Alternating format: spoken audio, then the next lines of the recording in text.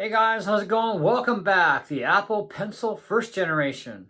This is supposed to work with the 10th generation iPad. Not my first rodeo. First one I bought myself was a used one.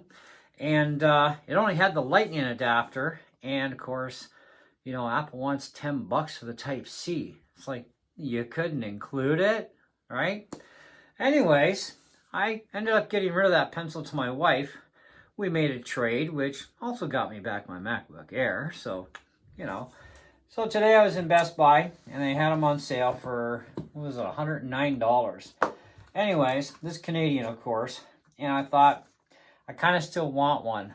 But, it's kind of like, and they actually had the adapters in stock. I was surprised. And it's like, well, $10 for an adapter. And, yeah, no, it's my wife's pencil now. Let her have it. Besides, she has fun with it. So, Anyways. But I likely wouldn't get it back anyway, so I'm not worried. So I thought, let's buy one. And this one actually comes with the Type-C adapter and the Lightning adapter. And all we need is our Type-C. So now we just got to figure out how the heck do we get into this stupid thing. Oh, a little pull tab. There we go.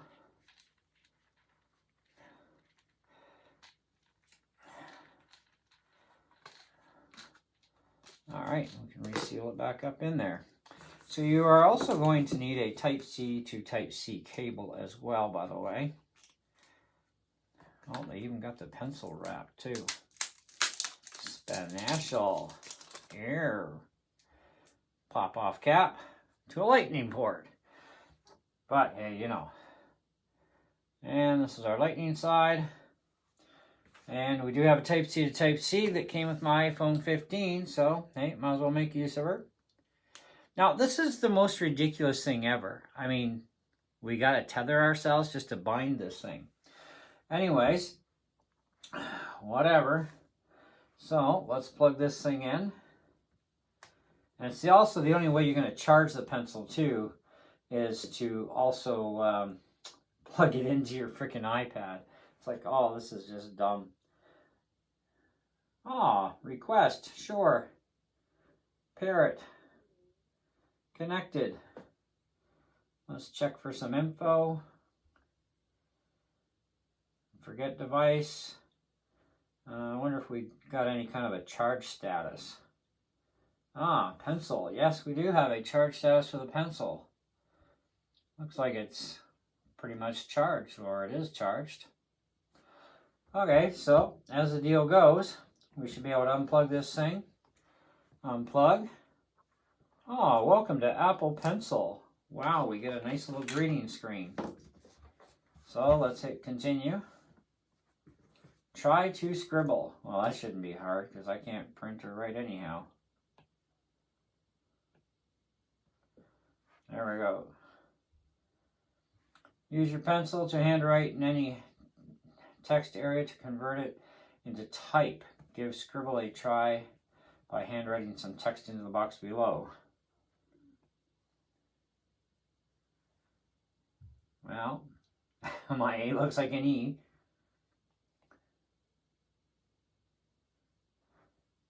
Oh, got help right.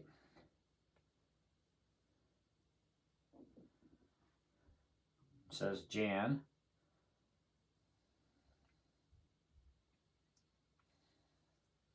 Tran. Not even close. Okay, let's try my name. Cart.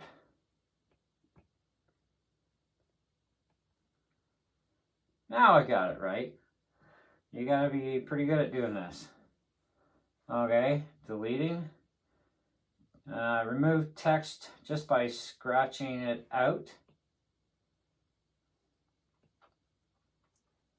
And it highlights it. That's cool. Selecting text.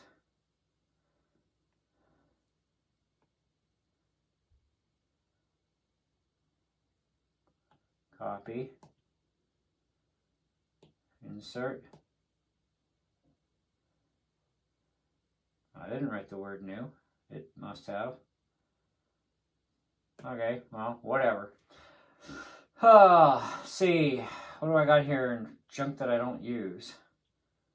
It was a handwriting app, or no, it was a, yeah, there it is, Freeform.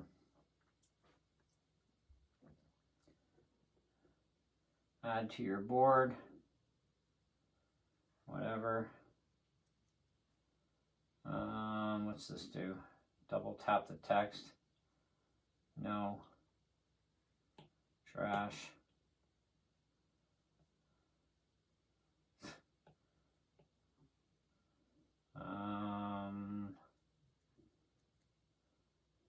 So there's no tap feature here. Eraser. I can erase on that. How do I get rid of the box?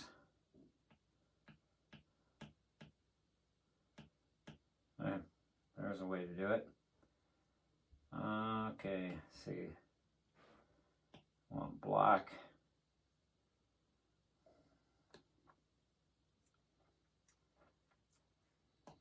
Blue.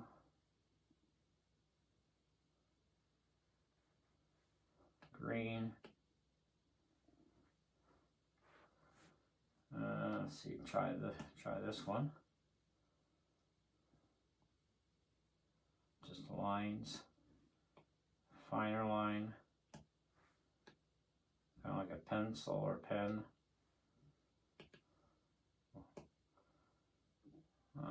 Delete. Delete.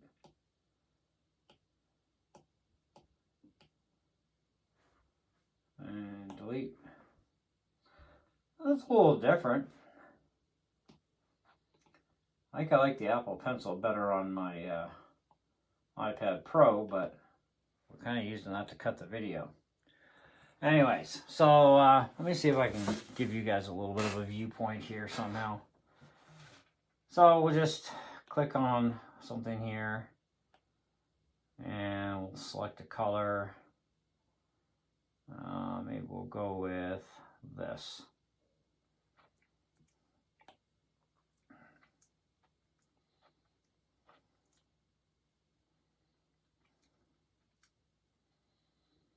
I'm not an artist.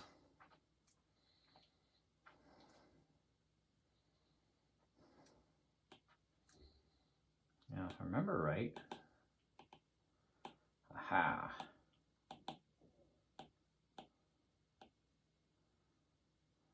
Delete. Oh, we got more. There we go. Calligraphy.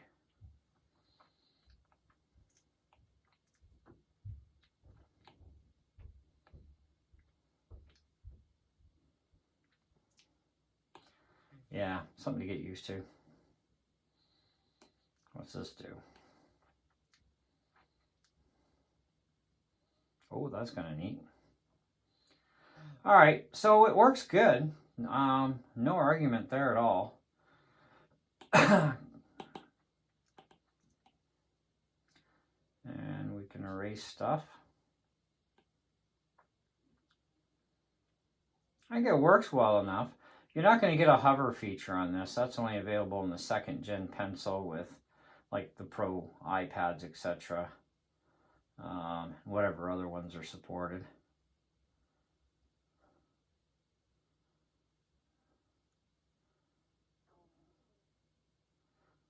And just erase it all. Now we got some text down here that says of. Why is that? We don't know. Anyway, so that's Freeform for you. But it works good. 109 is not a bad price actually. And at least we have a battery monitor on this, which is nice. Now comes the true test. Does it stay bound? That's the big question here. So we're going to power off the iPad, because I'm kind of curious if we have to rebind this every time or not. Because if we do, that's even more ridiculous. Mind you, the iPad Pro with my 2nd gen pencil if I turn off my iPad and turn it back on again, I have to reset the pencil on the iPad for it to rebind. So I guess we'll find out if this keeps itself logged in. It should, because this binds differently, because yeah, there's no magnetic stuff on this thing at all. Nope, nada. No magnet. Alright, so can we launch a program? Haha. Oh, come on. Seriously? We're going to have to rebind this. It says not connected. So if we hit on it, plug in the Apple Pencil, use it. Oh, son of a... What a joke.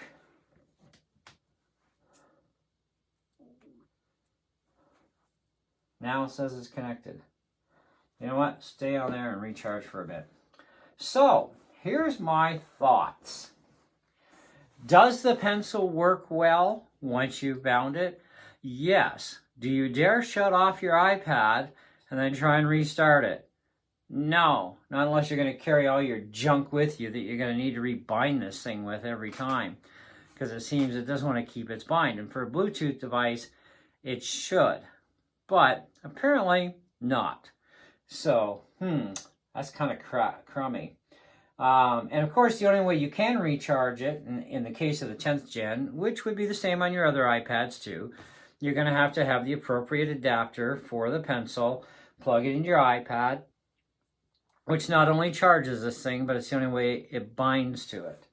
Okay, but thankfully enough, once it is bound, you can just unplug it and put your cap back on so you don't lose it. And then you can use the pencil, no big deal. So that at least is fine. But it's absolutely lousy that you have to rebind this thing via the cable every time. It should be able to automatically find it, because the pencil, as far as I can see, is always powered up, right? Or should at least be always powered up. At least once you activate it, it should be. You know, because the battery in this would last for months before you'd have to recharge it, right? At least that's the theory. Anyways, so my opinion is pretty sound in that, yeah, it does work, and it works rather well. Like I said, don't expect hover feature or any of that other stuff that's in the newer ones, because it ain't got it. This is first gen tech, right? Very good that they're finally supplying both adapters.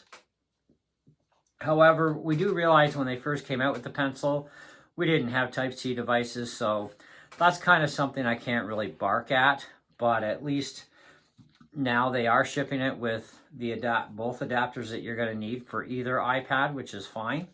So that's a good one for Apple, because that saves you an extra $10, right, to purchase separately.